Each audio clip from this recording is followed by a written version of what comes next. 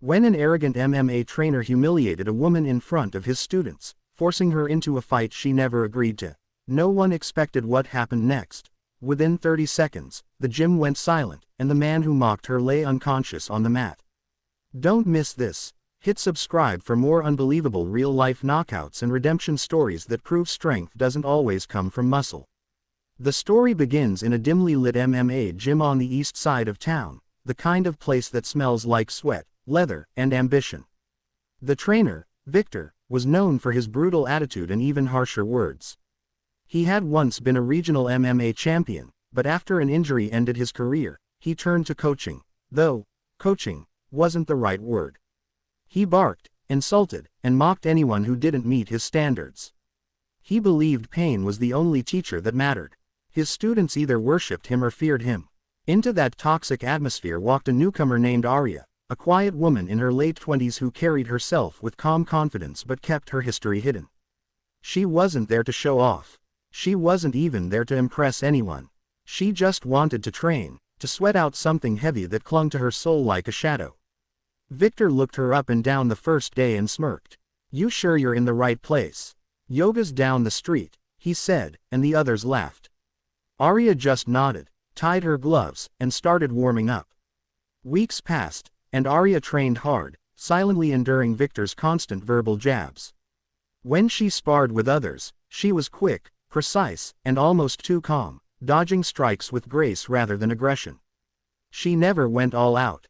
Victor noticed that restraint and hated it. "You'll never make it if you're scared to hit," he shouted once, after she dodged a wild punch instead of countering. "I'm not scared," she said simply, wiping sweat from her face. "Then prove it," he sneered. And that's when everything changed. One Friday evening, Victor gathered the class for a sparring session. The gym's fluorescent lights flickered overhead, the air thick with tension. "All right, everyone, tonight's lesson is about fear," he announced. His eyes locked on Arya. "Some people come in here thinking they can play fighter. But this isn't a game. Let's show them what real MMA looks like." The students went silent. Everyone knew he was calling her out. "Get in the ring," Victor ordered.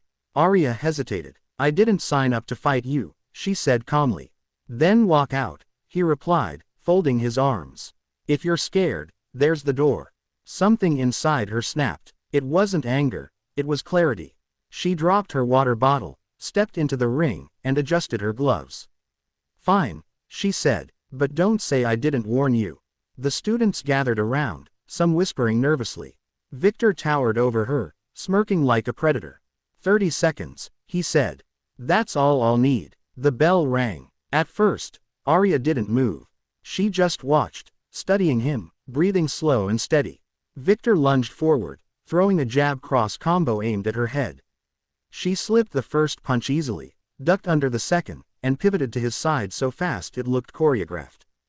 Gasps echoed around the room.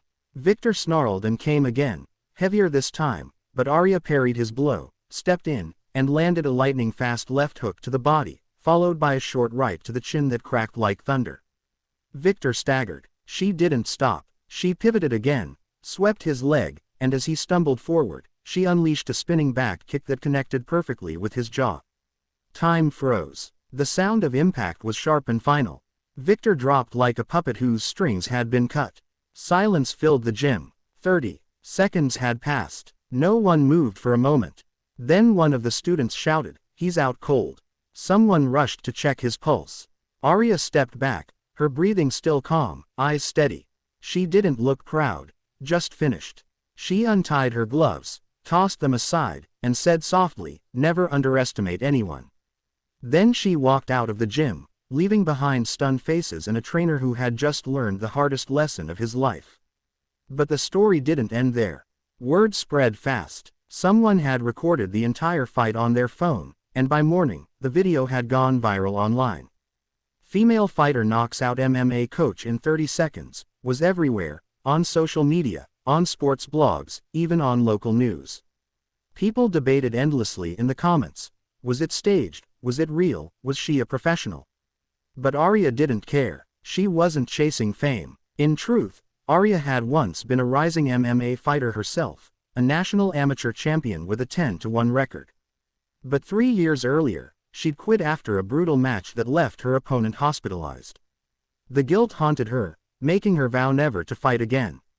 That's why she joined Victor's gym quietly, under a different name, hoping to reconnect with the discipline of the sport without stepping into violence again. But when Victor humiliated her, mocked her restraint, and tried to break her spirit, she realized something crucial: strength wasn't the enemy, ego was. By facing him, she wasn't breaking her vow, she was reclaiming her purpose. The days after the video went viral were strange. She received hundreds of messages, some from fans, others from promoters wanting her to fight again. She ignored them all. Then one day, Victor himself showed up at her apartment building. He was wearing sunglasses to hide the bruises, carrying a gym bag. "I had that coming," he said quietly when she opened the door. "I was an ass." Arya studied him for a long moment. "Took you long enough to realize," she said. He nodded. "I've been training wrong, teaching wrong. I want to start over. With your help." That was the twist no one expected. The man who mocked her now wanted her as his coach. She almost laughed, but something in his voice, genuine humility, made her pause. "You don't need a coach," she said. "You need discipline." "Then teach me that," he said. Against her instincts, she agreed. They started training together every morning at a different gym. No cameras, no students, just two fighters rebuilding themselves.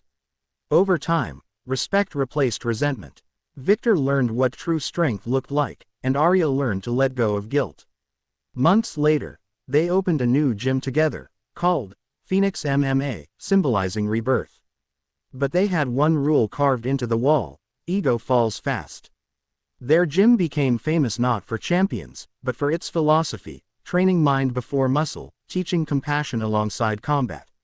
Years later, Arya stood ringside as one of her own students prepared for her first big match. The girl was nervous, trembling, just like Arya once had been. "Remember," Arya told her, "you don't fight to hurt people. You fight to prove that fear doesn't control you." The bell rang, and Arya watched proudly as her student moved with calm confidence, dodging, striking, and smiling through the storm. Victor stood beside her, arms crossed, grinning. "You ever think about fighting again?" he asked. She shook her head. "No," she said, "I already won." But that wasn't quite the end. A few years later, the viral video resurfaced when a popular documentary filmmaker reached out, wanting to tell the true story behind the 30-second knockout. Arya hesitated at first, but finally agreed. The film showed not just the fight, but her journey, how she had fought inner demons long before she fought Victor, how discipline, not violence, had rebuilt her life. The documentary went on to inspire thousands of women worldwide, proving that silence doesn't mean weakness, and calm isn't cowardice. In interviews, Victor openly admitted that moment had saved him. "When she knocked me out, she woke me up," he said. "She taught me that respect is the hardest punch you'll ever take." Arya smiled when she saw that interview. She knew now that the fight wasn't about dominance, it was about awakening. The knockout wasn't revenge, it was rebirth. From that day on, she continued to teach, to guide, to build, not fighters, but warriors of character. And in quiet moments, when the gym lights dimmed and the mats were empty, she would shadowbox alone, each strike precise and peaceful, like meditation in motion. She didn't fight to win anymore, she fought to stay alive, to stay free. Because in the end, the greatest victory isn't the one that knocks someone out, it's the one that wakes your own spirit back up.